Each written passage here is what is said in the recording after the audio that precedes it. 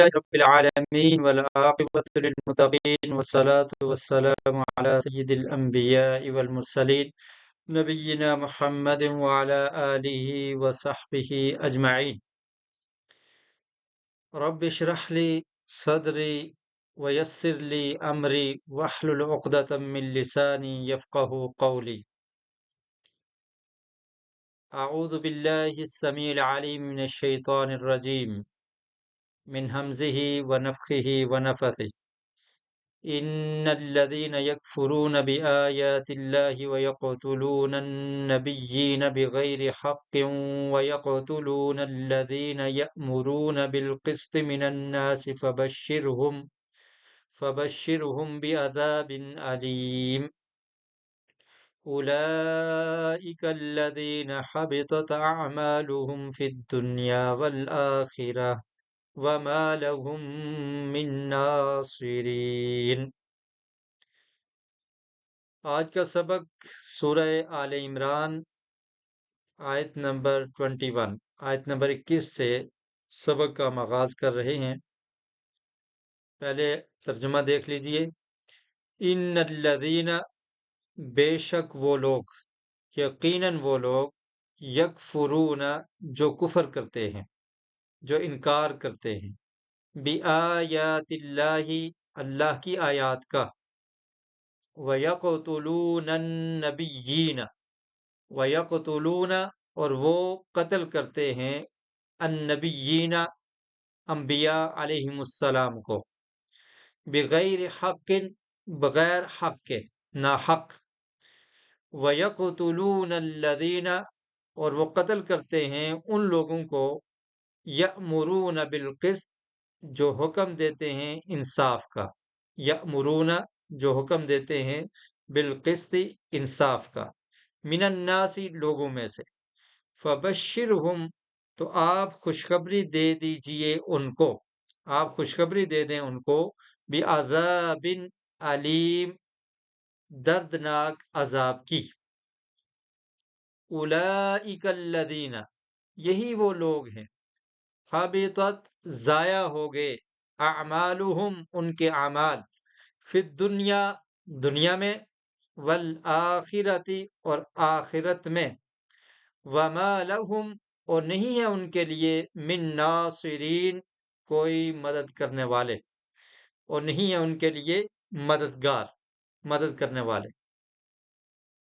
کافرین اور قاتلین کو عذاب، جن لوگوں نے کفر کیا، اللہ کی آیات کو جھٹلا دیا، ان کو، اور جنہوں نے قتل کیا، جو قتل کرنے والے ہیں، جنہوں نے انبیاء علیہم السلام کو قتل کیا، اور ایسے لوگوں کو قتل کیا جو حق بات بیان کرتے ہیں، انصاف والی بات بیان کرتے ہیں، تو ان کو قتل کر دیا، تو ان کے لیے دردناک عذاب ہے.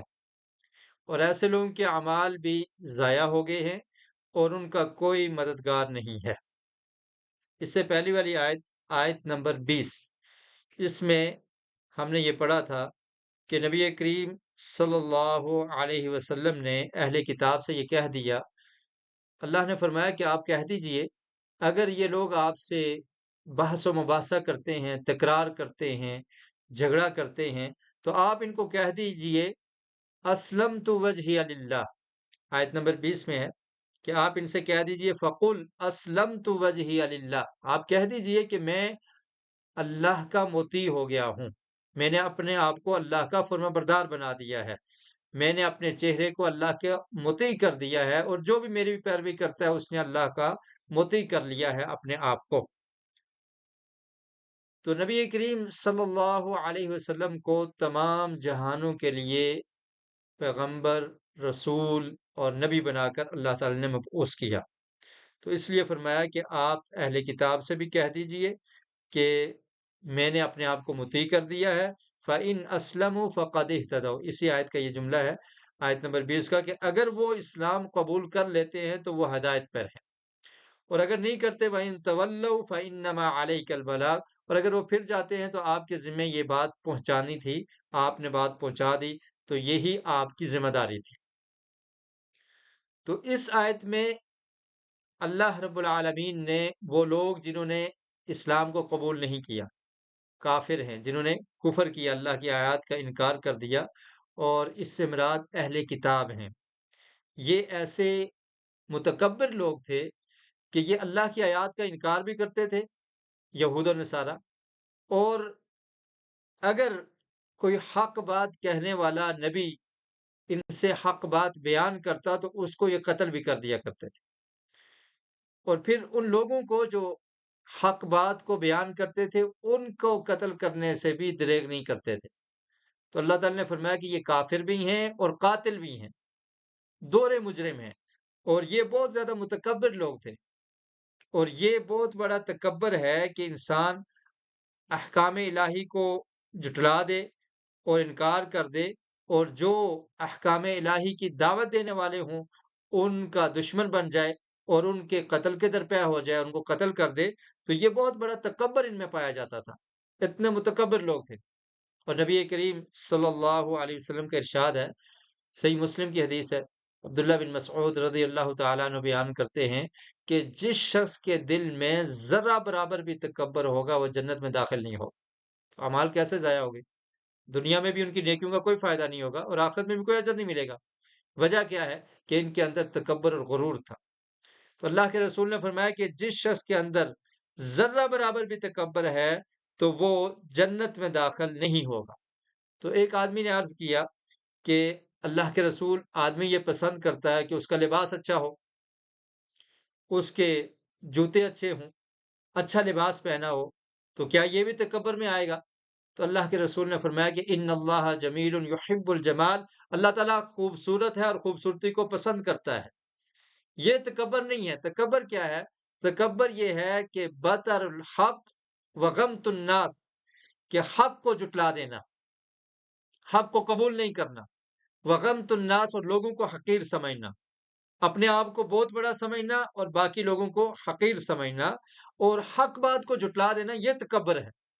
تو یہ تکبر ان کے اندر پایا جاتا تھا کہ حق بات کو جٹلا دیتے تھے، اللہ کی آیات کا انکار کرتے تھے، اور تاریخ اس بات کی گواہ ہے کہ انہوں نے انبیاء علیہم السلام کو قتل کیا، انبیاء علیہم السلام کو طرح طرح سے نقصان پہنچانے کی کوشش کی، اور جو لوگ بھی حق بات کی دعوت ان کو دیتے تھے تو ان کے یہ دشمن بن جاتے تھے، ان کو قتل کرتے تھے۔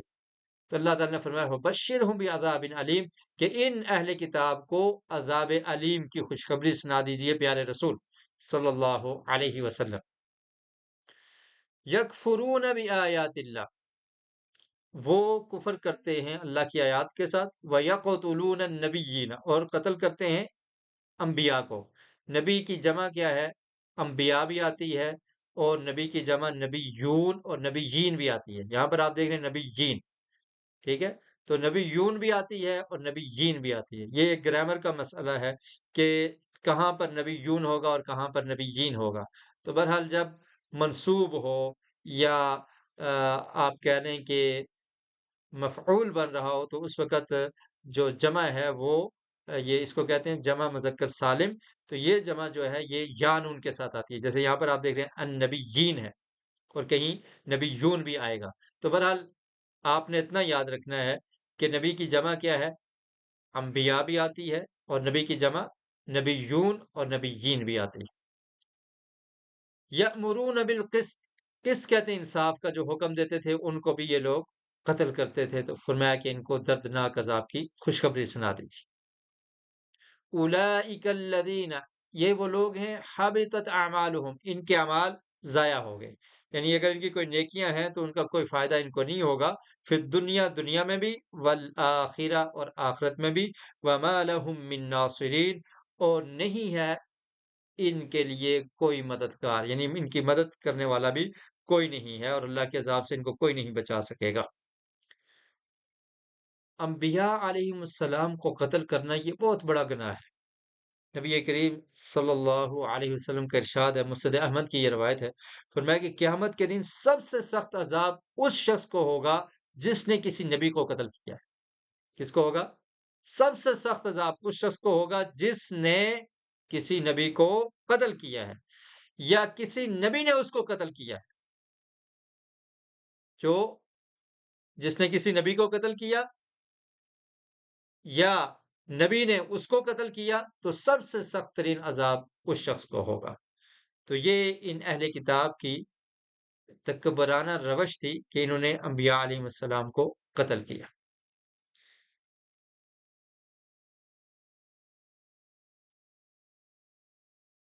أَلَمْ تَرَ إِلَى الَّذِينَ أُوتُوا نَصِيبًا مِنَ الْكِتَابِ يُدْعَوْنَ إِلَى كِتَابِ اللَّهِ لِيَحْكُمَ بَيْنَهُمْ ثُمَّ يَتَوَلَّى فَرِيقٌ مِّنْهُمْ وَهُمْ مُعْرِضُونَ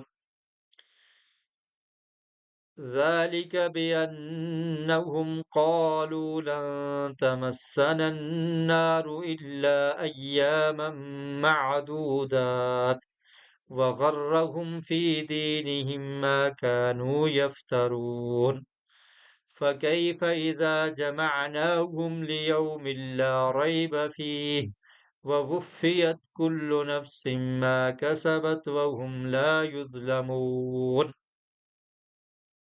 جی پہلے ہم نے 2 آیات پڑھی ہیں، اس میں ایک سوال ہے آپ کے لیے، اس سوال کا جواب دیں اور اس کا ترجمہ بھی دیکھیں۔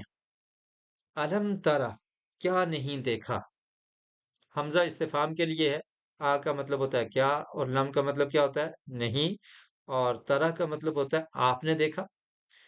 تو کیا مطلب ہوگا الم ترا، کیا آپ نے نہیں دیکھا، الی الذین، ان لوگوں کی طرف، اوتو، جو دیے گئے، نصیباً، ایک حصہ، من الکتاب، کتاب سے، جنہیں کتاب کا ایک حصہ دیا گیا ہے، یدعون، انہیں دعوت دی جاتی ہے، یدعون، انہیں بلایا جاتا ہے، الی کتاب اللہ، اللہ کی کتاب کی طرف، لیحکم، تاکہ فیصلہ کیا جائے، بینہم، ان کے درمیان، ثم یتولا، پھر جاتا ہے، فریق، ایک گروہ، منہم، ان میں سے، وہم معرضون، اور وہ منہ پھیرنے والے ہیں، اعراض کرنے والے ہیں۔ ذالک بانہم، یہ اس لیے ہے کہ بے شک وہ، قالو، کہتے تھے، لن تمسنا النار، ہرگز نہیں چھوئے گی ہمیں آگ۔ لن کا مطلب ہوتا ہے ہرگز نہیں، تمسن النار، چھوئے گی، ٹچ کرے گی ہمیں، النار، آگ، یعنی وہ کہتے تھے کہ ہمیں ہرگز آگ نہیں ٹچ کرے گی، الا، مگر، ایام معدودات، گنے ہوئے چند دن، گنتی کے چند دن، وغرہم فی دینہم، اور دھوکے میں ڈال دیا ان کو، فی دینہم، ان کے دین میں، ما کانوا یفترون، جو وہ گھڑتے تھے، جو وہ افطرا باندھتے تھے۔ تو آپ سے سوال کیا گیا تھا کہ قیامت کے دن سب سے سخت عذاب کس شخص کو ہوگا؟ جی تو جواب کیا ہے؟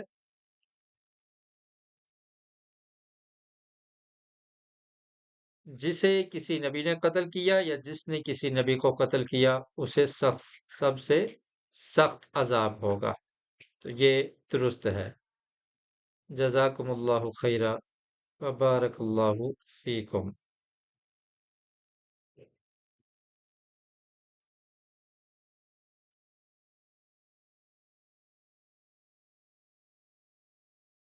جی، الم تر الی الذین اوتوا نصیبا من الکتاب، تو فرمایا کہ اہل کتاب کو، جن کو کتاب دی گئی، اس سے مراد کون ہے؟ اہل کتاب۔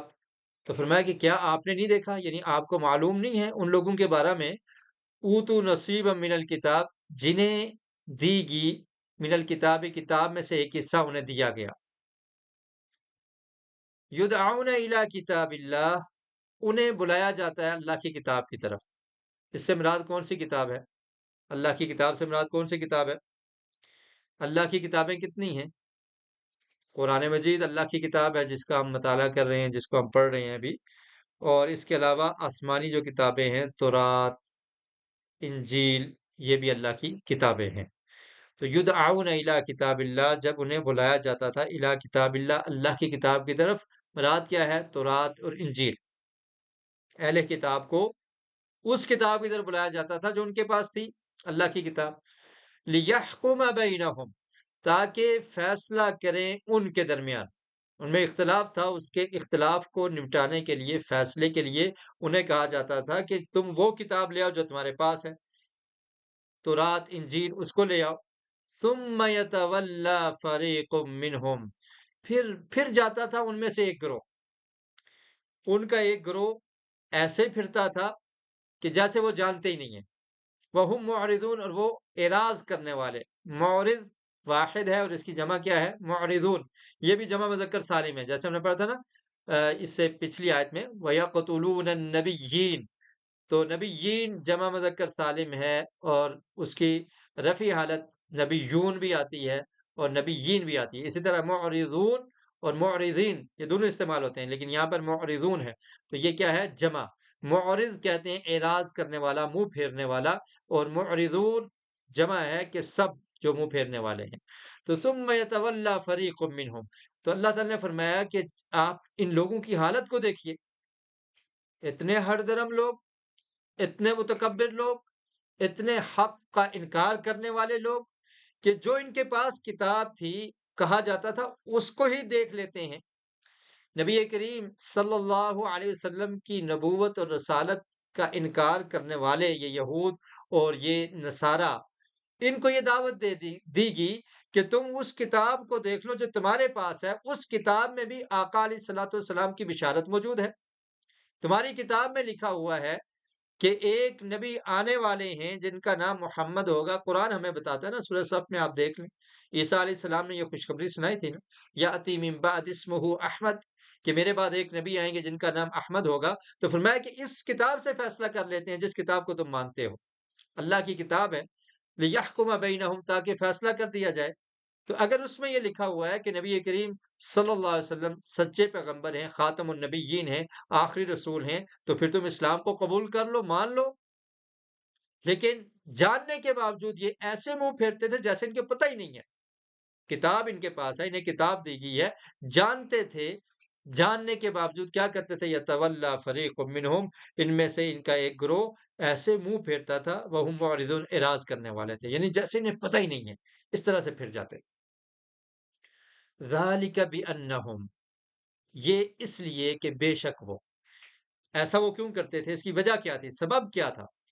اس لیے کرتے تھے کہ ان کے بڑوں نے ان کو کہانیاں بہت سنائی تھی کہ تمہیں تو کچھ نہیں ہوگا، یہ جہنم تو تمہارے لیے ہے ہی نہیں، آگ کا جو ڈراوا تمہیں دیا جا رہا ہے کہ تم جہنم میں جلو گے، نہیں، ایسا نہیں ہو سکتا۔ قرآن مجید میں مختلف مقامات پر اللہ رب العالمین نے ان کے اس دعوے کا ذکر بھی کیا ہے۔ کہیں یہ کہتے تھے نا کہ نحنو، کہتے تھے کہ ہم اللہ کے محبوب ہیں اور اللہ کے بیٹے ہیں، سورہ مائدہ کی آیت نمبر 18 ہے، تو یہ کہتے کہ ہم تو اللہ کے محبوب ہیں۔ اہل کتاب کیا کہتے کہ ہمارے اندر انبیاء آئے، ہمیں اللہ تعالیٰ نے انبیاء علیہ السلام کی نسل سے بنایا ہے، تو ہمیں عذاب نہیں چھوئے گا، آگ، جہنم کی آگ وہ ہمارے لیے نہیں ہے، ہم تو اللہ کے چہیتے ہیں، ہم اللہ کے، نعوذ باللہ کہتے اللہ کے بیٹے ہیں۔ اور پھر کبھی کہتے کہ اگر جنت تو ہمارے لیے ہی بنی ہے، جہنم میں تو ہم نے جانا ہی نہیں ہے۔ اور کبھی کہتے کہ اگر جانا بھی ہوا تو ہم تھوڑی دیر کے لیے جائیں گے، جیسے اس آیت میں لن تمسنا النار الا ایاما معدودات، کہ گنتی کے چند دن ہیں، بس وہ ہمیں تھوڑا سی سزا ملے گی، باقی ہم نے جہنم میں نہیں جانا، جہنم ہمارے لیے نہیں ہے۔ تو اس طرح کی تمنائیں ان کے اندر پائی جاتی تھی، اور اس طرح کی خواہشات ان نے اپنے اندر پیدا کر لی تھی، اور اس طرح کی باتیں ان کو بتا دی گئی تھی کہ تم جہنم میں نہیں جا سکتے۔ اور اب بھی دیکھیے جو نصارہ ہیں ان میں یہ کنسپٹ پایا جاتا ہے جس کو یہ کہتے ہیں کفارہ مسیح، اردو میں یہ کہا جاتا ہے کہ مسیح علیہ السلام یعنی عیسیٰ علیہ السلام کو صلیب پر، سولی پر آپ نے سولی کو قبول کر لیا، اور یہ کس لیے تھا کہ ان نے اپنی امت کا کفارہ دے دیا ہے۔ اب کیا ہے؟ تم کرسچن بن جاؤ، بس جو مرضی کرتے رہو، کوئی پوچھنے والا نہیں ہے۔ کیوں؟ سولی پر عیسیٰ علیہ السلام نے جب ان کو سولی پر چڑھایا گیا تو یہ تو کفارہ تھا، اور یہ پوری امت کے لیے کفارہ ہے۔ تو اب انہوں نے کہا کوئی گناہ، کوئی جو کرسچن ہے وہ جو بھی کرے گا جہنم میں نہیں جائے گا۔ وجہ کیا ہے؟ کہ اس کا کفارہ ادا کر دیا گیا ہے۔ اب ان عقل کے اندھوں سے پوچھا جائے کہ اگر گناہ کوئی کرتا ہے تو سزا کسی دوسرے کو دی جا سکتی ہے؟ یہ تو انصاف کا تقاضا نہیں ہے۔ تو اللہ تعالیٰ تو انصاف پسند کرتا ہے، اللہ تعالیٰ تو ظلم کو پسند نہیں کرتا، اللہ تعالیٰ تو انصاف کرنے والا ہے۔ اور پھر تم کہتے ہو، کبھی کہتے ہو کہ عیسیٰ علیہ السلام سن آف گاڈ، وہ خدا کے بیٹے ہیں، اور پھر کیا خدا خود ہی اپنے بیٹے کو یہ سزا دیتا ہے کہ گناہ کسی اور نے کرا اور سزا کسی اور کو مل جائے؟ تو یہ ان کے اندر یہ پایا جاتا ہے کہ کہتے ہیں کہ عیسیٰ علیہ السلام چونکہ انہوں نے سولی کو قبول کر لیا تھا، ان کو سولی پر چڑھا دیا گیا تھا، تو پوری امت کی طرف سے کفارہ ہو گیا۔ تو ایسے یہود بھی کیا کہتے تھے کہ ہم تو چہیتے ہیں، ہم تو اللہ کے پسندیدہ لوگ ہیں، تو ہم جہنم میں نہیں جائیں گے، اور اگر جانا بھی پڑا تو کیا ہوگا؟ الا ایام معدودات، گنتی کے تھوڑے سے دن ہم جائیں گے۔ تو مسئلہ کفارہ جو گھڑ لیا انہوں نے، تو وہ یہ ہے کہ مسیح علیہ السلام اپنی امت کے گناہوں کی پاداش میں صلیب پر چڑھ گئے، جس سے امت کے تمام گناہ کیا ہو گئے؟ معاف ہو گئے۔ اب اتنا ہی کافی ہے کہ عیسائی ہو جاؤ، پھر جو مرضی کرتے رہو، مسیح علیہ السلام سب گناہوں کا کفارہ ادا کر چکے۔ تو یہ ان میں یہ کنسپٹ پایا جاتا ہے۔ اور اب یہی حال بہت سارے مسلمانوں کا بھی ہے نا، کہتے ہیں کلمہ پڑھ لیا ہے، باقی جو گناہ ہے خیر ہے، کوئی بات نہیں، اللہ تعالیٰ بہت غفور الرحیم ہے، اللہ تعالیٰ معاف کر دے گا۔ اللہ تعالیٰ غفور الرحیم ہے، لیکن اللہ تعالیٰ شدید العقاب بھی تو ہے، سخت عذاب دینے والا بھی۔ اسلام کی تم دجیاں اڑا دو، جو دل چاہے وہ کرتے رہو، اسلام کو پسے پشت ڈال دو، اور مانو نہ کچھ بھی، اور صرف یہ کہ ہم اس نبی کی امت میں سے ہیں تو ہم تو بخشے ہی جائیں گے۔ یا پھر اس سے بڑا ظلم کیا کیا جاتا ہے کہ ہم فلاں پیر کے مرید ہیں، وہ تو ہمیں چھڑا لیں گے، اور اس طرح کی سٹوریاں سنا دی گئی ہیں مسلمانوں کو بھی کہ جو اس پیر کا مرید ہے، قبر میں فرشتے بھی آئیں گے تو اس کا حساب نہیں لے سکیں گے۔ سٹوری آپ نے سنی ہوگی عبد القادر جیلانی رحمت اللہ علیہ ان کے بارے میں، کہ ان کا کوئی دھوبی تھا، قبر میں فرشتے آئے تو انہوں نے کہا مجھ سے کیا پوچھتے ہو، میں تمہیں جواب دوں گا، ایسا نہیں ہو سکتا۔ اس طرح کی سٹوریاں بنائی گئی ہیں، اور پھر اس طرح کی سٹوریاں بھی بنائی گئی ہیں، کہانیاں بنائی گئی ہیں کہ جو ان کا مرید ہے وہ فرشتے سے روح کو بھی کھینچ لیتے ہیں، اور ہم یا یہ کنسپٹ پایا جاتا ہے کہ شفاعت ہو جائے گی، سفارش ہو جائے گی، نبی سفارش کر دیں گے، ولی سفارش کر دیں گے، جو نبی ہے وہ اپنی امت کا سفارشی بن جائے گا اور امت کو معاف کروا دے گا، اور جو پیر ہے وہ اپنے مریدوں کا سفارشی بن جائے گا اور وہ سفارش کروا دے گا، زبردستی ایسا کر لیا جائے گا۔ یہ کنسپٹ درست نہیں ہے۔ اللہ کے ہاں شفاعت اللہ کی اجازت کے بغیر کوئی نہیں کر سکے گا۔ آیت الکرسی میں آپ پڑھتے ہیں نا، سورۃ البقرہ میں ہم پڑھ چکے، من ذا الذی یشفع عنده الا باذنہ، کون ہے جو اس کے ہاں سفارش کر سکے مگر اس کی اجازت سے۔ پیارے رسول صلی اللہ علیہ وسلم جب شفاعت کریں گے، شفاعت حق ہے، آپ کریں گے، لیکن پہلے اللہ سے اجازت ہوگی اور اللہ اجازت دیں گے، اور جس کے بارے میں اجازت ملے گی اس کے بارے میں شفاعت کی جائے گی۔ تو یہودیوں میں اور نصارہ میں یہ کنسپٹ پایا جاتا تھا کہ ہم اللہ کے محبوب ہیں، اور عیسائیوں نے تو یہ کہہ دیا کہ مسیح علیہ السلام ہمارا کفارہ دے چکے ہیں، تو اب ہمیں آگ میں نہیں جانا ہوگا۔ تو کیا کہتے ہیں؟ لن تمسنا النار الا ایاما معدودات، ایام جمع ہے، اس کی واحد کیا آتی ہے؟ یوم۔ یوم کہتے ہیں ایک دن کو، جیسے آپ کہتے ہیں یوم عید، یوم الفطر، یوم الاضحیٰ، یوم الجمعہ، ٹھیک ہے، یوم کہتے ہیں ایک دن کو، اور اس کی جمع کیا؟ ایام۔ تو کہتے ہیں گنتی کے چند دن، معدودات، معدود کا مطلب ہوتا ہے گنے ہوئے، معدودات گنتی کے چند دن ہم رہیں گے۔ اللہ تعالیٰ فرماتے ہیں وَغَرَّهُمْ فِي دِينِهِمْ، دھوکے میں ڈال دیا ان کو، یہ دھوکا ہے، فی دینہم، ان کے دین کے بارے میں، یعنی یہ دین کے بارے میں جو باتیں ان کو بتا دی گئی ہیں کہ ایسے ایسے ہوگا، تو یہ ان کو دھوکے میں ڈال دیا ہے۔ ما کانوا یفترون، جو وہ افترا کرتے ہیں، یہ خود سے ان نے باتیں بنائی ہوئی ہیں، اس کی کوئی حقیقت نہیں ہے، خود سے باتیں بنائی ہوئی ہیں کہ ہم جہنم میں نہیں جائیں گے، اگر جائیں گے بھی تو تھوڑی دیر کے لیے جائیں گے۔ جی، آیت نمبر 25 کا ترجمہ کرتے ہیں، اس سے پہلے شاید کچھ سوال ہیں آپ سے، آپ ان سوالوں کا جواب دیں، شاید ایک سوال ہے یا دو ہیں۔ تو اگلی آیت کا ترجمہ بھی سنیں۔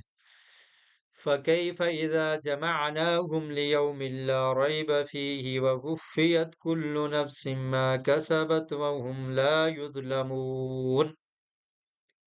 فَكَيْفَ، تو کیسے، کیسے ہوگا، اذا جمعناہم، جب ہم جمع کریں گے ان کو، لیومن، ایسے دن کے لیے، لا ریب فیہ، جس میں کوئی شک نہیں، ووفیت، اور پورا پورا دیا جائے گا، کل نفس، ہر شخص کو، ہر جان کو، ما کسبت، جو اس نے کمایا ہے، پوری پوری کمائی اور اجرت ملے گی، وہم لا یظلمون، اور وہ ظلم نہیں کیے جائیں گے۔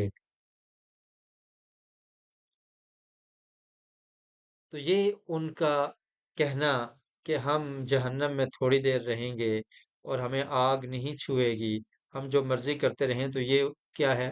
دھوکا ہے۔ وغرہم فی دینہم ما کانوا یفترون۔ اللہ تعالیٰ نے فرمایا کہ انہیں دیکھنا چاہیے، فکیف، کیسا حال ہوگا، اذا جمعناہم، جب ہم ان کو جمع کریں گے۔ جمع کرنے کا دن ہے نا، کون سا دن ہے؟ قیامت کا دن۔ سوال آپ سے پوچھا گیا تھا کہ نصارہ کے ہاں مسئلہ کفارہ کیا ہے، تو 25% لوگوں کا جواب درست نہیں ہے۔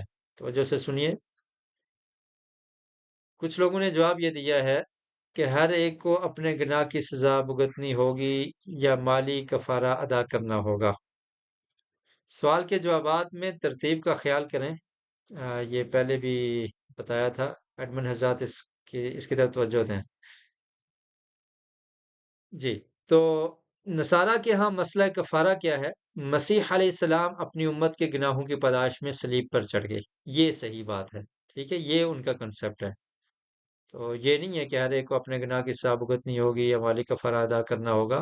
ہم نے آپ سے یہ پوچھا ہے کہ نصارہ کے ہاں مسئلہ کفارہ کیا ہے، تو وہ یہ ہے کہ وہ یہ سمجھتے ہیں کہ عیسیٰ علیہ السلام اپنی امت کے گناہوں کی پاداش میں ان کو صلیب پر چڑھا دیا گیا، اور اب امت کے جتنے بھی گناہ ہیں تو وہ معاف ہیں، معاف کر دیے جائیں گے۔ جی، دوسرے سوال کا بھی جواب دے دیں۔ تو میں عرض یہ کہہ رہا تھا، فَكَيْفَ إِذَا جَمَعْنَاهُمْ، تو اللہ تعالیٰ فرماتے ہیں کہ کیا حالت ہوگی جب ہم ان کو جمع کریں گے، لیومن، ایام آپ نے پڑھا نا، وہ جمع تھی، اور اس کی واحد کیا ہے؟ یوم، یہاں پر یوم آ گیا۔ تو جب ہم ان کو جمع کریں گے اس دن کے لیے، لا ریب فیہ، جس میں کوئی شک نہیں۔ یہ لفظ آپ نے سورہ بقرہ کے آغاز میں بھی پڑھا تھا، الف لام میم، ذالک الکتاب لا ریب فی، یہ کتاب جس میں کوئی شک نہیں۔ تو لا ریب کا کیا مطلب ہے؟ کوئی شک نہیں، فی ہی، اس میں، اس کتاب میں کوئی شک نہیں، اور قیامت کے قائم ہونے میں بھی کوئی شک نہیں۔ تو اللہ تعالیٰ فرماتے ہیں کہ ہم اس دن جمع کریں گے جس میں کوئی شک نہیں ہے، وَوُفِّيَتْ كُلُّ نَفْسٍ، اور پھر پورا پورا دیا جائے گا ہر انسان کو، ہر شخص کو، ہر جان کو، ما کسبت، جو اس نے کمایا ہے، جو بھی کمائی کی ہے، جتنے بھی کرتوت ہیں، جتنے بھی اعمال ہیں، ان کا بدلہ پورا پورا ملے گا، کوئی کمی نہیں ہوگی۔ وَهُمْ لَا يُظْلَمُونَ، اور ان پر ظلم بھی نہیں کیا جائے گا۔ اللہ تعالیٰ ظالم نہیں ہے، ظلم بھی نہیں ہوگا۔ جی، سوال یہ تھا کہ کیا کوئی نبی یا ولی اللہ کی مرضی کے بغیر سفارش کر سکے گا؟ جی، درست جواب کیا ہے؟ کہ نہیں کر سکے گا۔ کوئی نبی یا کوئی ولی اللہ کی مرضی کے بغیر سفارش نہیں کر سکے گا۔ 83% لوگوں کا جواب درست ہے، اور کچھ لوگوں کا جواب درست نہیں ہے، 17% لوگوں کا جواب درست نہیں ہے۔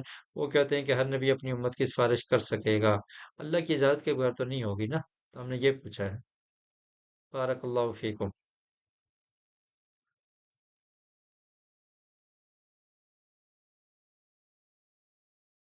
جی، فَكَيْفَ إِذَا جَمَعْنَاهُمْ لِيَوْمٍ لَا رَيْبَ فِيهِ وَوُفِّيَتْ كُلُّ نَفْسٍ مَا كَسَبَتْ وَهُمْ لَا يُظْلَمُونَ، اور ظلم نہیں کیا جائے گا، قیامت کے دن کا بیان ہے۔ قُلِ اللَّهُمَّ مَالِكَ الْمُلْكِ تُؤْتِي الْمُلْكَ مَن تَشَاءُ وَتَنزِعُ الْمُلْكَ مِمَّن تَشَاءُ وَتُعِزُّ مَن تَشَاءُ وَتُذِلُّ مَن تَشَاءُ بِيَدِكَ الْخَيْرُ إِنَّكَ عَلَى كُلِّ شَيْءٍ قَدِيرٌ۔ تولج الليل في النهار وتولج النهار في الليل وتخرج الحي من الميت وتخرج الميت من الحي وترزق من تشاء بغیر حساب. جی پہلے ایک آیت کا ترجمہ کرتے ہیں ہم. قل کا مطلب ہوتا ہے کہہ دیجئے. یہ بہت جگہوں پر آپ نے پڑھا ہے، ٹھیک ہے. جیسے ہم پڑھتے ہیں قل هو اللہ احد، قل اعوذ برب الفلق. تو قل کا مطلب کیا ہے؟ کہہ دیں، کہہ دیجئے. تو اللہ تعالیٰ فرما رہے ہیں کہ قل، اے پیارے رسول صلی اللہ علیہ وسلم، آپ فرما دیجئے، آپ کہہ دیجئے، اللہم، اے اللہ، مالک الملکی، ملک کہتے ہیں بادشاہت کو، اور مالک اردو میں بھی استعمال ہوتا ہے بادشاہت کے مالک. اے اللہ، مالک الملکی، بادشاہت کے مالک، تو تل ملکا، تو دیتا ہے الملکا، بادشاہت، من تشاء، جسے تو چاہتا ہے، وتنزع الملکا، اور چھین لیتا ہے الملکا، بادشاہت، ممن، جس سے تشاء، تو چاہتا ہے، وتعز، اور تو عزت دیتا ہے، من تشاء، جسے تو چاہتا ہے، وتذل، اور تو ذلیل کرتا ہے، من تشاء، جسے تو چاہتا ہے، بیدک الخیر، تیرے ہی ہاتھ میں بلائی ہے، تیرے ہاتھ میں الخیر، تمام بلائیاں ہیں. انکا، بے شک تو، علی کل شیء، ہر چیز پر، علی کا مطلب ہوتا ہے پر، کل شیء، ہر چیز پر، شیء کہتے ہیں چیز کو، قدیر، قدرت رکھنے والا ہے، قادر ہے. تو اللہ رب العالمین نے پیارے رسول صلی اللہ علیہ وسلم سے فرمایا کہ آپ کہہ دیجئے، اللہم مالک الملکی، کہ اے اللہ تو ہی بادشاہت عطا کرنے والا ہے. اب جو اہل کتاب تھے ان میں یہ حسد پایا جاتا تھا کہ انبیاء علیہم السلام جو بنو اسرائیل میں آئے ہیں تو وہ ہماری نسل سے ہیں. اب پیارے رسول صلی اللہ علیہ وسلم کو اللہ تعالیٰ نے اسماعیل علیہ السلام کی اولاد میں سے اور عرب میں سے، امیین میں سے بھیج دیا. تو اس حسد کی وجہ سے بھی وہ لوگ ایمان نہیں لاتے تھے، یہ حسد ان کے اندر پایا جاتا تھا. تو اللہ تعالیٰ نے فرمایا کہ ان کو کہہ دیجئے کہ بادشاہت تو وہی دیتا ہے جو بادشاہت کا مالک ہے، جو بادشاہت کا مالک ہے وہی دیتا ہے، عزت بھی دینے والا وہی ہے. تو نبوت کا شرف، یہ جو عزت اللہ کے رسول کو ملی تو یہ اللہ تعالیٰ دینے والا ہے. اور اللہ تعالیٰ جسے چاہے عزت دے دے، جسے چاہے ذلیل کر دے. اور بادشاہت کی تو کوئی حیثیت نہیں ہے، نبوت کا جو مقام ہے وہ اس سے کہیں بلند ہے. تو اللہ تعالیٰ جسے چاہتا ہے، جسے پسند کرتا ہے تو اس منصب پر فائز کر دیتا ہے. تو یہ اللہ تعالیٰ کی مرضی ہے، اللہ کے ہاتھ میں بلائی ہے، بیدک الخیر، اور اللہ تعالیٰ ہر چیز پر قادر اور قدرت رکھنے والا ہے. اور دوسری بات یہ تھی کہ اس میں مسلمانوں کو بھی یہ بشارت اور خوشخبری تھی کہ مسلمانوں کو اللہ تعالیٰ عزت سے نوازے گا، مسلمان دنیا پر حکمران ہوں گے، دنیا پر حکومت کریں گے. جو اللہ کا ہو جاتا ہے اللہ تعالیٰ اس کو زمین پر حکومت عطا کرتا ہے. تو مسلمانوں کو بھی یہ خوشخبری تھی کہ نبوت جیسی بڑی عزت بھی اللہ کے رسول کو ملی، اور ہم ان کے امتی ہیں. اور جو اس اسلام کو ماننے والے ہوں گے، جو اس اسلام کو قبول کرنے والے ہوں گے، اس کی نشر و اشاعت کریں گے، تو پھر دنیا کی بادشاہت بھی ان کو مل جائے گی، اور اللہ تعالیٰ ان کو عزت اور وقار عطا کرے گا. تو یہ اللہ تعالیٰ کا بہت بڑا انعام ہے جس پر مسلمانوں کو شکر ادا کرنا چاہیے. اور یہ نبوت والا انعام بھی نبی کریم صلی اللہ علیہ وسلم کو جو عطا کیا، تو یہ بھی بہت بڑا انعام ہے جس پر اللہ تعالیٰ کا شکر بجا لانا چاہیے. اللہم، اللہم کا معنی ہم نے کیا کیا ہے؟ اے اللہ. تو یہ اگر اس کو گرامر کے لحاظ سے دیکھیں تو جو نحو کے علماء ہیں ان میں مشہور ہیں سیبوائے خلیل، تو وہ کہتے ہیں کہ اللہم اصل میں تھا یا اللہ. یا اللہ کا معنی کیا ہوتا ہے؟ اے اللہ. اور اللہم کا معنی ہم نے کیا کیا ہے؟ اے اللہ. تو یہ اصل میں کیا تھا؟ یا اللہ. تو شروع سے یا کو حذف کر دیا گیا، حذف کا مطلب ہوتا ہے ختم کر دیا گیا، اور اس کے بدلے میں آخر میں میم لگا دی، میم تشدید. مشدد میم مشدد لگا دی تو کیا بن گیا؟ اللہم. تو مطلب کیا ہے؟ اے اللہ. مالک الملکی، بادشاہت کا مالک.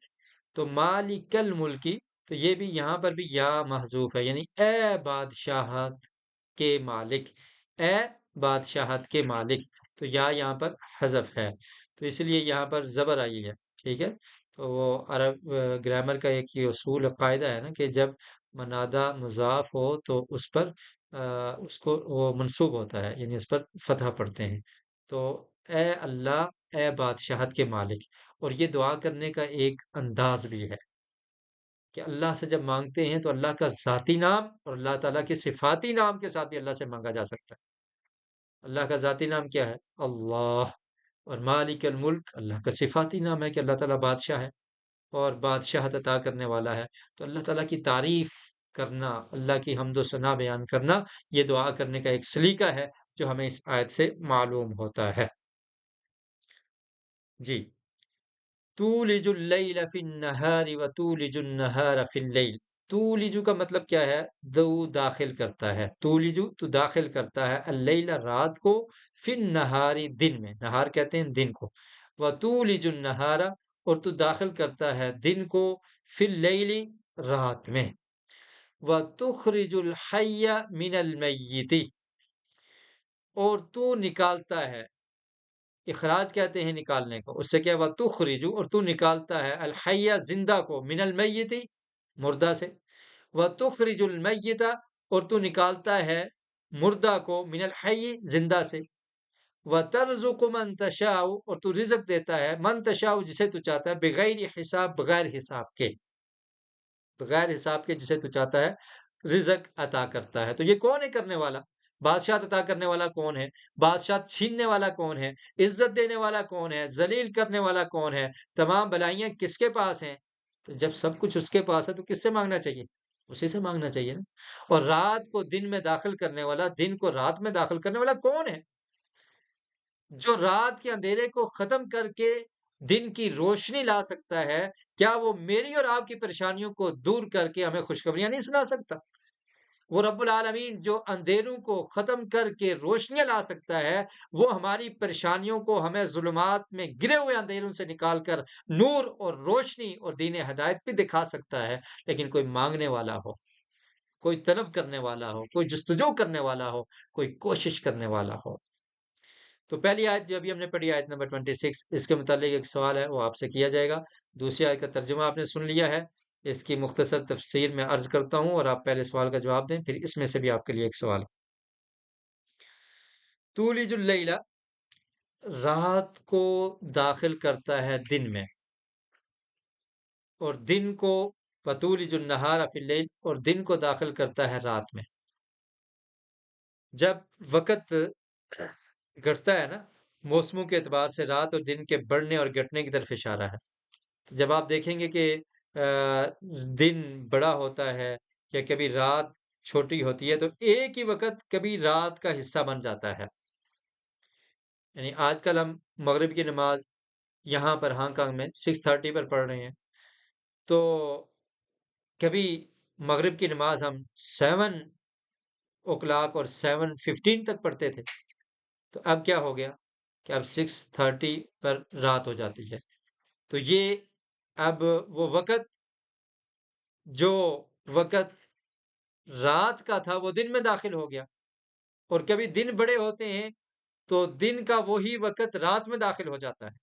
تو یہ مطلب ہے کہ موسموں کے اعتبار سے رات اور دن کے بڑھنے اور گھٹنے کی طرف اشارہ ہے کہ ایک ہی وقت کبھی رات کا حصہ بن جاتا ہے اور کبھی دن کا حصہ بن جاتا ہے. کبھی کیا ہوتا ہے کہ 6:30 یہ رات کا حصہ ہوتے ہیں اور کبھی کیا ہوتے ہیں یہ دن کا حصہ ہوتا ہے. ایسے ہی آپ دیکھ لیں، فجر کے وقت کو دیکھیں گے تو آپ کو پتہ لگ جائے گا، کبھی مسلمان 5 بجے نماز پڑھ رہے ہیں اور کبھی 4 بجے پڑھتے تھے فجر کی نماز.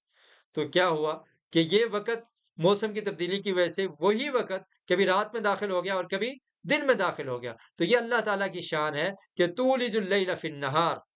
یہ رب ہے، یہ رب العالمین ہے. کیا کوئی سائنسدان ایسا کر سکتا ہے؟ سائنس جتنی بھی ترقی کر جائے، کیا ایسا ہو سکتا ہے؟ نہیں ہو سکتا نا.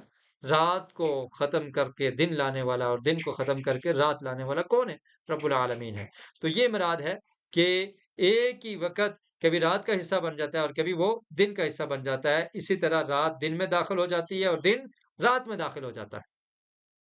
وَتُخْرِجُ الْحَيَّ مِنَ الْمَيِّتِ، اور تو نکالتا ہے زندہ کو کس سے؟ میت سے، من المیتی، مردہ سے۔ مردہ سے زندہ نکالنے سے مراد کیا ہے؟ اس سے ایک مراد یہ ہے کہ کافر سے مسلمان کو پیدا کرنا، کافر سے مسلمان کو پیدا کرنا۔ جیسے ابراہیم علیہ السلام، آپ کے والد کون تھے؟ آزر، وہ کافر تھے، اور ابراہیم علیہ السلام مسلمان، اللہ کے مطیع اور فرما بردار۔ اور ایک اس سے مراد یہ ہے کہ نطفہ سے حیوان اور انڈے سے پرندے کو پیدا کرنا۔ اب نطفہ مردہ ہے، انڈا مردہ ہے، اس سے کیا پیدا ہو رہا ہے؟ پرندہ پیدا ہو رہا ہے انڈے سے، زندہ۔ نطفے سے انسان اور حیوان بن رہے ہیں، تو کیا ہوا کہ مردہ سے زندہ کو نکال دیا۔ اور اس کے بعد کیا فرمایا؟ وَتُخْرِجُ الْحَيَّ مِنَ الْمَيِّتِ وَتُخْرِجُ الْمَيِّتَ مِنَ الْحَيِّ، اور تو نکالتا ہے مردہ کو من الحی، زندہ سے۔ زندہ سے کیسے؟ جیسے نوح علیہ السلام مسلمان اور ان کا بیٹا کافر، کنعان، تو کیا ہوا؟ زندہ سے مردہ، یہ مثال ہے۔ اور دوسری مثال آپ یہ سمجھ لیں کہ حیوان اور پرندے سے نطفہ اور انڈا۔ اب حیوان زندہ ہے، پرندہ زندہ ہے، اس سے جو چیز انڈا آ رہا ہے تو وہ زندہ تو نہیں ہے نا۔ حیوان سے جو نطفہ بن رہا ہے تو وہ زندہ تو نہیں ہے۔ تو کیا ہوا کہ اللہ تعالیٰ مردہ سے بھی زندہ نکالتا ہے۔ وَتَرْزُقُ مَن تَشَاءُ، اور رزق دیتا ہے جسے چاہتا ہے بغیر حساب، بغیر حساب کے۔ تو خیر آپ سے سوال کیا تھا کہ گرامر کی روح سے، گرامر کے اعتبار سے اللہم اصل میں کیا ہے؟ تو کچھ لوگوں نے جواب دیا اللہم، کچھ نے جواب دیا یا الہی۔ 13% لوگ ہیں ایسے جنہوں نے غلط جواب دیا ہے، اور درست جواب کیا تھا؟ 75% لوگوں کا جواب درست ہے کہ یا اللہ، یا اللہ تھا، اور یا کو حذف کر دیا تو پھر کیا بن گیا؟ آخر میں میم لگا دیا تو کیا بنا؟ اللہم۔ یہ برکیف آگے چلتے ہیں۔ بارک اللہ فیکم۔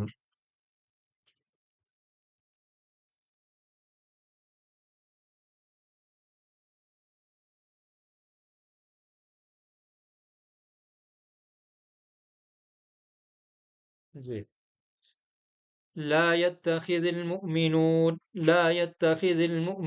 الكافرين أولياء من دون المؤمنين ومن يفعل ذلك فليس من الله في شيء إلا أن تتقوا منهم تقاه ويحذركم الله نفسه وإلى الله المصير۔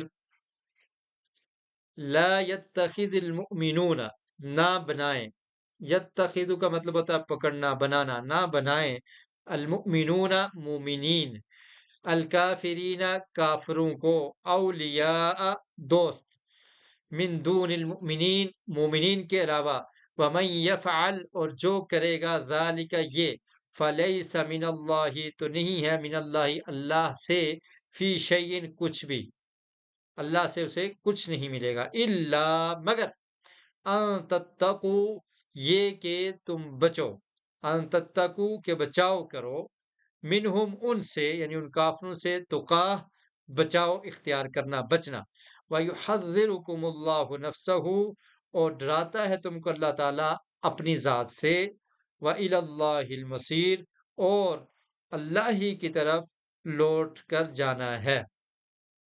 ایمان والے مومنوں کو چھوڑ کر کافروں کو دوست مت بنائیں، اور جو ایسا کرے گا وہ اللہ کی طرف سے کسی چیز میں نہیں مگر یہ کہ تم ان سے بچو، کسی طرح بچنا، اللہ تمہیں اپنے سے ڈراتا ہے اور اللہ ہی کی طرف لوٹ کر جانا ہے۔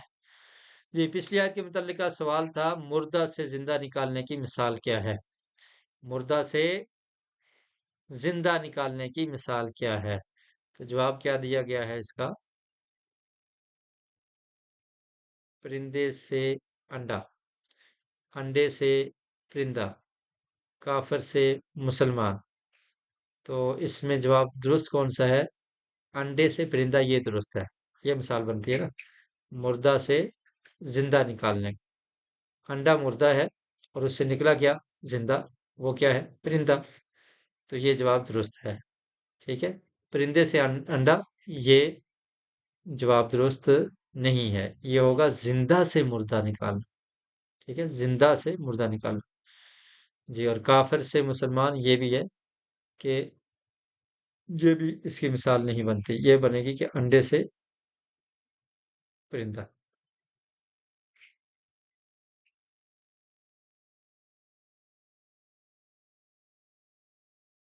जी, बहरहाल ये अगर जवाब दे दिया जाए तो ये मिसाल भी दुरुस्त है।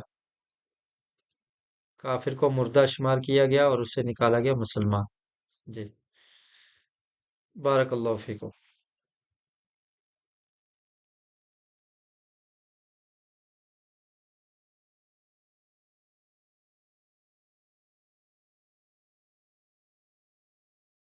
ला यत्तखिदिल मुमिनूनल काफिरीन, ना बनाए मोमिनून। ये मुमिनून जमा है मोमिन की, और मोमिनीन भी आता है और मोमिनून भी आता है। इसको जमा मुज़क्कर सालिम कहते हैं।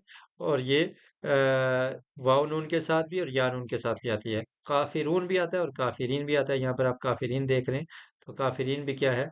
ये जमा है। औलिया, वली की जमा क्या है? औलिया।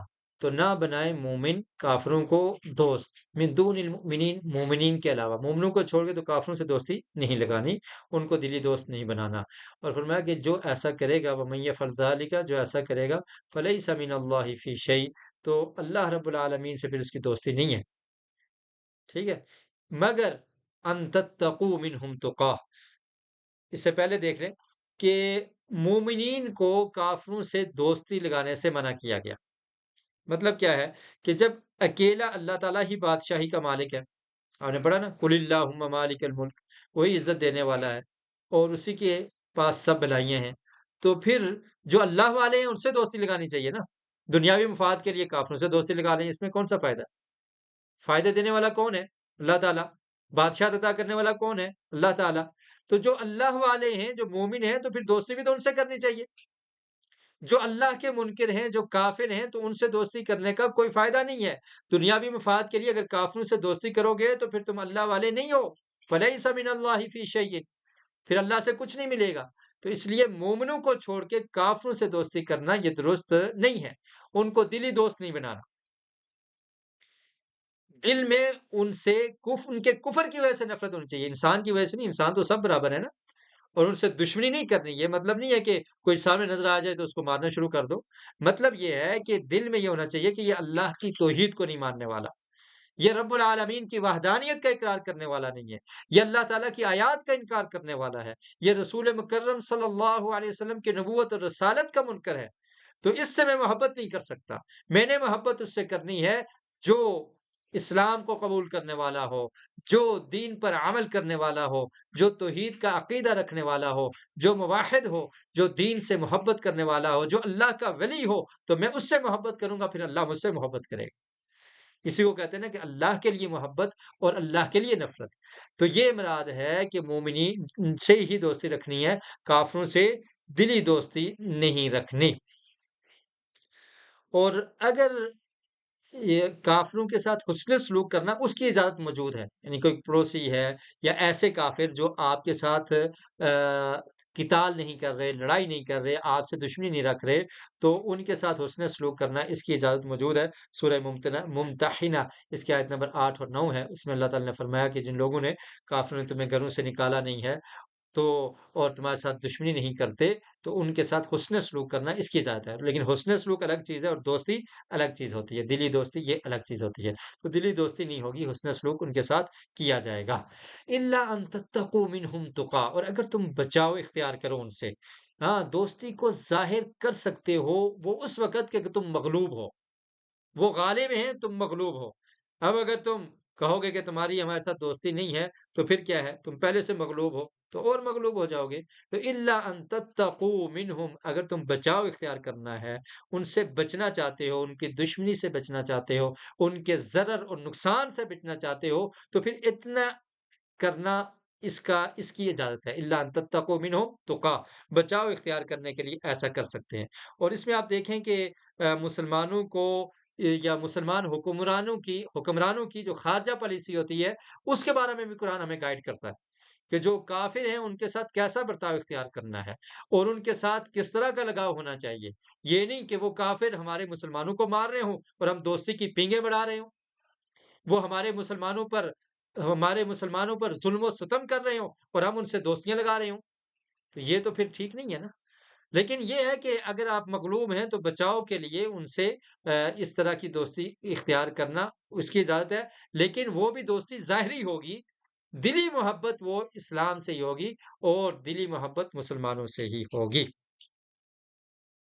اور اس میں یہ بھی ہے ایک یعنی کافروں کے ملک میں رہنا، اس کی کراہت بھی اس آیت سے محسوس ہو رہی ہے کہ جب انسان ان کے ملکوں میں رہتا ہے تو پھر ظاہر ہے ان کے ساتھ دوستی ہو جاتی ہے، اور پھر یہ ہوتا ہے کہ ان کے رنگ میں رنگے جاتے ہیں بعض لوگ، اور پھر بسا اوقات یہ ہوتا ہے کہ اپنے دین کو بچانا مشکل ہوتا ہے اور اپنی اولاد اور نئی نسل کے دین کو بچانا مشکل ہوتا ہے، تو وہ بھی اس کی کراہت بھی یہاں سے معلوم ہوتی ہے۔ وَيُحَذِّرُكُمُ اللَّهُ نَفْسَهُ، اور اللہ تعالیٰ تمہیں ڈراتا ہے اپنی ذات سے، یعنی ان سے نہ ڈرو زیادہ، اللہ سے ڈرو، اللہ تعالیٰ یہ سب کچھ کرنے والا ہے۔ وَإِلَى اللَّهِ الْمَصِيرُ، اور اسی کی طرف لوٹ کر جانا ہے۔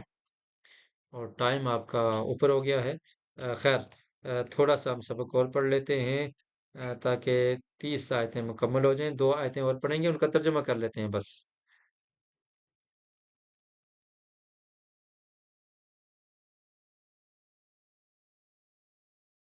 قُلْ إِن تُخْفُوا،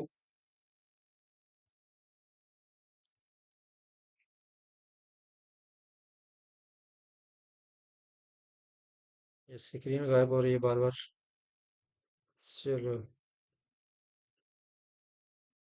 جی۔ قل إن تخفوا ما في صدوركم أو تبدوه يعلمه الله ويعلم ما في السماوات وما في الأرض والله على كل شيء قدير۔ قل کہہ دیجئے ان کنتم تحب سوری ان تخفوا ما فی صدورکم، ان تخفوا اگر تم چھپاتے ہو، ٹھیک ہے، ان تخفوا اگر تم چھپاؤ، ما فی صدورکم جو تمہارے سینوں میں ہے، صدر کی جمع کیا ہے؟ صدور، صدر سینے کو کہتے ہیں، اس کی جمع کیا ہے؟ صدور۔ صدورکم جو تمہارے سینوں میں ہے، او تبدوہ یا تم اس کو ظاہر کرو، یعلمہ اللہ تو وہ جانتا ہے اس کو اللہ، اللہ تعالیٰ اس کو جانتا ہے۔ وَيَعْلَمُ مَا فِي السَّمَاوَاتِ، اور وہ جانتا ہے جو آسمانوں میں ہے، سما کی جمع ہے السماوات، آسمانوں میں ہے، وَمَا فِي الْأَرْضِ جو زمین میں ہے، وَاللَّهُ عَلَى كُلِّ شَيْءٍ قدیر، اللہ تعالیٰ ہر چیز پر قادر ہے، قدرت رکھنے والا ہے۔ تو فرمایا کہ اللہ کے رسول آپ ان سے کہہ دیجئے کہ جو تم چھپاتے ہو اپنے سینوں میں یا ظاہر کرتے ہو، اللہ تعالیٰ تو جانتا ہے، اور اللہ سے کچھ مخفی نہیں ہے۔ اللہ تعالیٰ تو جانتا ہے جو آسمانوں میں ہے اور زمین میں ہے، سب کچھ جانتا ہے۔ تو اگر تم چھپی دوستیاں لگاؤ گے تو تب بھی اللہ تعالیٰ جانتا ہے، اور جو تم ظاہر کرو گے تو اس کو بھی اللہ تعالیٰ جانتا ہے۔ لیکن اگر تم ایسا کرتے ہو کافروں کے ساتھ کہ ظاہری طور پر دوستی رکھتے ہو ان کے فتنے سے بچنے کے لیے، تو اس کو بھی اللہ تعالیٰ جانتا ہے۔ اللہ تعالیٰ علیم بذات الصدور، دلوں کے بھید بھی جانتا ہے۔ آج کے سبق کی آخری آیت، یوم تجد کل نفس ما عملت من خیر محضرا وما عملت من سوء تود لو ان بینها وبینه امدا بعیدا ویحذرکم اللہ نفسه واللہ رؤوف بالعباد۔ یوم، ایام آپ نے پڑھا، اور یوم واحد ہے، ایام جمع ہے۔ یوم کا مطلب ہے دن، یعنی اس دن، تجدو پائے گا، کل نفس ہر نفس، ہر جان، ما عملت جو اس نے عمل کیا، من خیر بلائی سے، محضرا حاضر کیا ہوا، موجود قیامت کے دن، وما عملت اور جو اس نے عمل کیا، من سوء برائی، جو برا عمل کیا یا بھلائی کا عمل کیا وہ اس کو پائے گا، حاضر موجود پائے گا، اپنے سامنے پائے گا۔ تود لو ان بینہا وبینہ امدا بعیدا، تود خواہش کرے گا، چاہے گا، لو کاش، ان بینہا بے شک ہو اس کے درمیان، وبینہ اور اس کے درمیان، امدا بعیدا مدت بعیدہ لمبی، بعیدہ دور، بعید دور کو کہتے ہیں، اور آمدہ کا مطلب کیا ہے؟ فاصلہ. تو وہ چاہے گا، خواہش کرے گا کہ کاش اس کے درمیان اور اس کے درمیان امادم بعیدہ، ایک بڑا فاصلہ ہو. وَيُحَذِّرُكُمُ اللَّهُ نَفْسَهُ، اور ڈراتا ہے تم کو اللہ تعالیٰ اپنی ذات سے. واللہ رعوف بالعباد، اور اللہ تعالیٰ شفقت کرنے والا ہے بالعباد، بندوں پر. بے حد نرمی کرنے والے کو کہتے ہیں رعوف. رعوف نرمی کرنے والا ہے، بے حد نرمی کرنے والا ہے بالعباد، بندوں پر. تو اس سے مراد کون سا دن ہے؟ قیامت کا دن. فرمایا اس دن کیا ہوگا؟ اعمال حاضر ہوں گے. تجد کل نفس، ہر نفس، ما عملت من خیر محضرا وما عملت من سوء، جو برا عمل کیا ہے کسی نے یا بلائی کا عمل کیا ہے اس کو موجود پائے گا قیامت کے دن، دیکھ لے گا. قرآن مجید میں 30ویں سپارے میں بھی اللہ تعالیٰ نے فرمایا نا، فَمَن يَعْمَلْ مِثْقَالَ ذَرَّةٍ خَيْرًا يَرَهُ وَمَن يَعْمَلْ مِثْقَالَ ذَرَّةٍ شَرًّا يَرَهُ. ذرے برابر نیکی وہ اسے دیکھے گا، ذرے برابر برائی وہ اس کو دیکھ لے گا. اور یہاں پر کیا فرمایا؟ قیامت کے دن انسان کی خواہش کیا ہوگی؟ تود لو ان بینہا وبینہ امد بعیدا. دنیا میں بہت ساری خواہشات ہوتی ہیں نا، لیکن کامیاب انسان کون ہے؟ جو اپنی خواہش کو دین کے تابع کر دے، جو اپنی خواہشات کو کنٹرول میں لے آئے اور اپنی خواہش کو قربان کر کے رب کی خواہش کو مان لے، تو وہ کامیاب ہو جائے گا. وَلِمَنْ خَافَ مَقَامَ رَبِّهِ جَنَّتَانِ، جو ڈر گیا رب کے سامنے کھڑے ہونے سے تو اس کے لیے کیا ہے؟ دو باغات ہیں، جنتان ہیں. تو انسان کیا خواہش کرے گا؟ لو ان بینہا، کاش کہ ہو اس برائی کے درمیان اور اس کے درمیان امدن بعیدہ، ایک لمبا فاصلہ ہو، اس کو دیکھ ہی نہ سکے. لیکن اس وقت یہ خواہش کرنے کا کوئی فائدہ نہیں ہوگا. وَيُحَذِّرُكُمُ اللَّهُ نَفْسَهُ، اللہ تعالیٰ تمہیں اپنی ذات سے ڈراتا ہے. واللہ رعوف بالعباد، اللہ تعالیٰ بندوں پر شفقت کرنے والا ہے. اللہ رب العالمین سے دعا ہے کہ اللہ تعالیٰ ہمیں قرآن مجید کو پڑھنے کی، سمجھنے کی اور اس پر عمل کرنے کی توفیق نصیب فرمائے. وآخر دعوایا ان الحمد للہ رب العالمین. آپ حضرات میں سے کسی کا سوال ہو آپ